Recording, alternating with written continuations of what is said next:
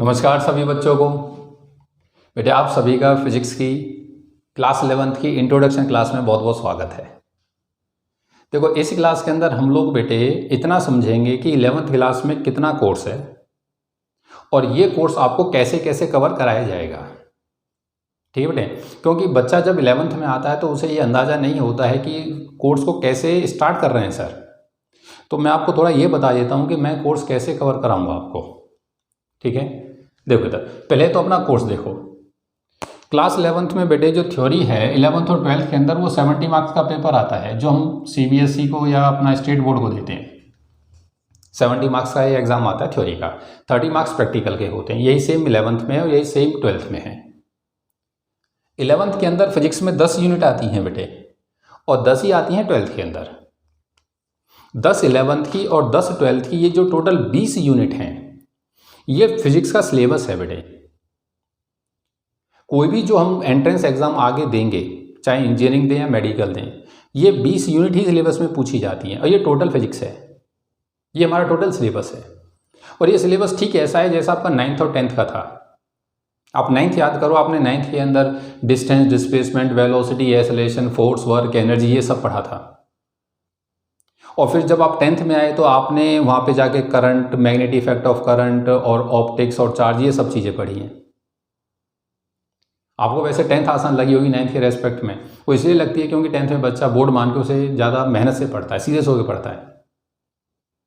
तो जो आपका 9th का सिलेबस है वो है बेटे 11th का सिलेबस। मतलब जो 9th का कंसेप्ट है वो 11th है और जो 10th है वो 12th है। जब बच्चा 11th 12th पढ़ता है तो उसको 12th आसान लगती है। वो सिर्फ इसलिए लगती है कि 11th एक पहली बात तो स्टार्टिंग है तो बच्चा सीरियस नहीं होता है स्टार्टिंग में। 10th में मार्क्स आते हैं, जोश में रहता है। 12th का बोर्ड एग्जाम होता है इसलिए थोड़ा सीरियस हो जाता है, वो आसान लगती है। वैसे 11th ज़्यादा आसान है 12th से।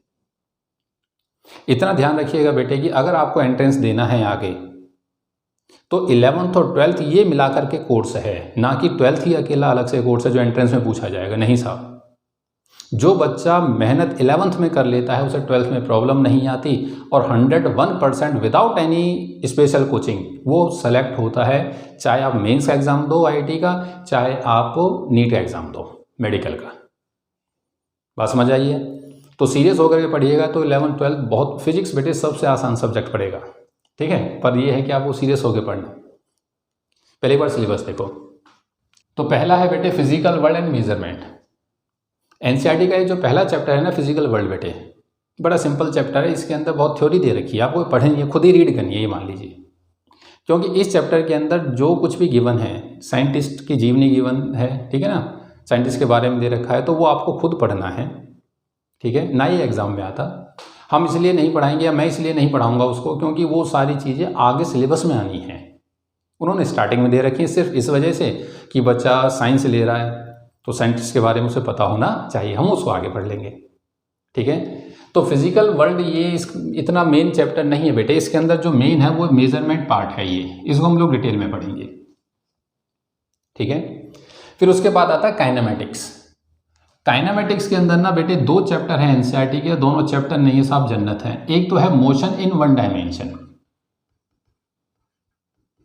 और दूसरा है motion in 2 dimension, motion in 2D। ये 2 चैप्टर हैं, इन दोनों चैप्टर को हम लोग काइनेमेटिक्स बोलते हैं। काइनेमेटिक्स वो ब्रांच होती है फिजिक्स की जिसमें मोशन को पढ़ा जाता है, डील किया जाता है। ठीक है बेटे। अच्छा, इस मोशन इन 2D के अंदर ना बेटे एक चैप्टर है, एक टॉपिक है जिसका नाम है वेक्टर। ये 2D के अंदर एनसीईआरटी में गिवन है वेक्टर्स। अब ये जो टॉपिक है ना बेटे वेक्टर्स, ये टॉपिक नहीं है साहब, ये जन्नत है, ये फिजिक्स की आत्मा है, इतना मान के चलिए। एनसीईआरटी ने ये मोशन इन 2D के अंदर गिवन कर रखा है, दे रखा है। लेकिन बेटे वेक्टर्स की जरूरत हमको मोशन इन 1 डायमेंशन में पड़ जाती है, 1D के अंदर ही। क्लियर है। तो हम लोग जब ये सिलेबस स्टार्ट करेंगे तो हम लोग पहला टॉपिक ही वेक्टर्स कवर करेंगे। जब मैं आपको पहले ही स्टार्टिंग में वेक्टर कराऊंगा तो आप ये सोचोगे जब बुक को देखोगे कि सर ये टॉपिक कहाँ से पढ़ा रहे हो, ये तो पहला चैप्टर है नहीं, पहला चैप्टर तो फिजिकल वर्ल्ड है। हम लोग पहले कवर करेंगे वेक्टर्स। वेक्टर्स के बाद ना बेटे हम एक टॉपिक कवर करेंगे जो डायरेक्ट हमारे सिलेबस में नहीं है, जिसे बोलते हैं बेसिक मैथ। देखो बेसिक मैथ एंड वेक्टर्स ये दोनों बेटे फिजिक्स की आत्मा हैं।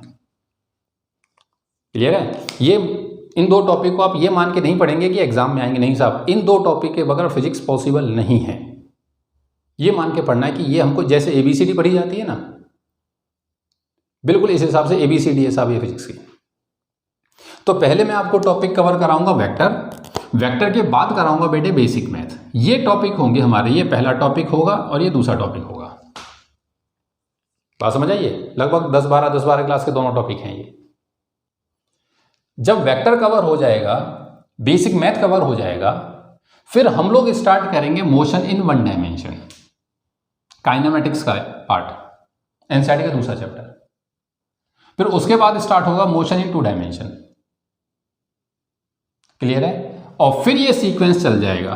फिर हम लोग करेंगे लॉज ऑफ मोशन, उसके बाद वर्क एनर्जी एंड पावर, फिर उसके बाद motion of system of particles and rigid body, इसको हम लोग ना बेटे क्या रोटेशन मोशन भी बोलते हैं।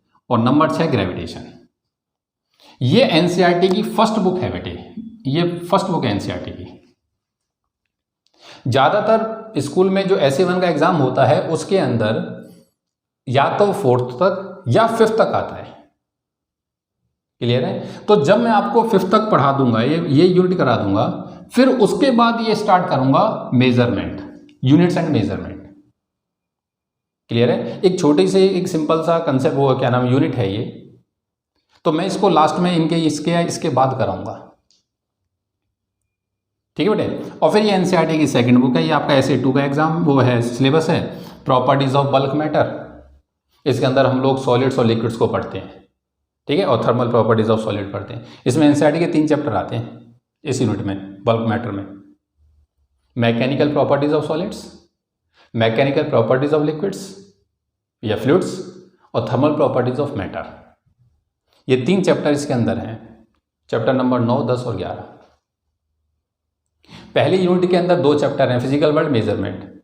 फिजिकल वर्ल्ड आप खुद ही रीड कर लेना, ठीक है? और मेन है यूनिट्स एंड मेजरमेंट। ठीक है? इसमें 2 चैप्टर हैं काइनेमेटिक्स में, motion in straight line 1D, motion in plane 2D। ये अपने आप में एक चैप्टर है, एक यूनिट है लॉज ऑफ मोशन। ये एक चैप्टर है, एक यूनिट है। ये एक चैप्टर है, एक यूनिट है। ये भी एक चैप्टर है, एक यूनिट है। प्रॉपर्टीज ऑफ मैटर, ये एनसीईआरटी के 3 चैप्टर लेके बैठा है, चैप्टर नंबर 9, 10, 11। थर्मोडायनामिक्स, ये एक चैप्टर भी है, ये यूनिट भी है।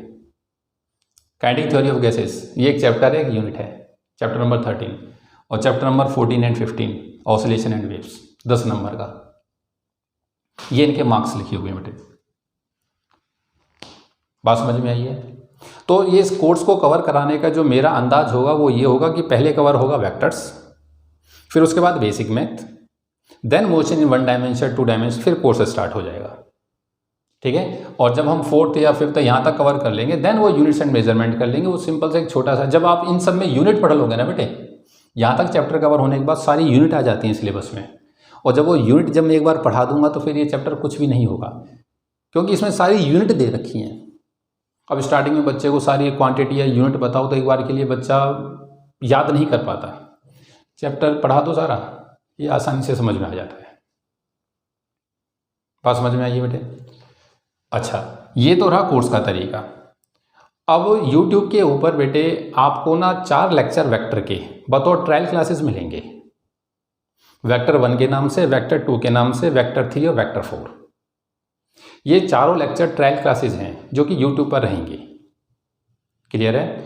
उन 4 ट्रायल क्लासेस के बाद अगर आपको ये कंसेप्ट समझ में आता है तो फिर आगे का जो कोर्स है बेटे वो हमारी जो ऐप है कोर क्लासेस की, उसके ऊपर कवर होगा। तो अगर आपको ये क्लासेस समझ में आती हैं और आप ऑनलाइन कोर्स ज्वाइन करना चाहते हैं, ऑनलाइन या ऑफलाइन जो भी प्रोसेस रहेगा, ठीक है, फिलहाल तो ऑनलाइन ही है, उसके लिए ना आप मनोज से कांटेक्ट करिएगा। नंबर ये है 9911676926। ठीक है? आप इससे कांटेक्ट कर लेना अगर आपको ये चारों वेक्टर की क्लासेस समझ में आती हैं तो।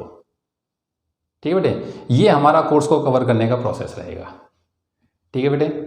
तो हम लोग अब वेक्टर फर्स्ट स्टार्ट करेंगे नेक्स्ट क्लास में। ठीक है? मिलते हैं अगली बार, तब तक आप सभी को बहुत बहुत धन्यवाद।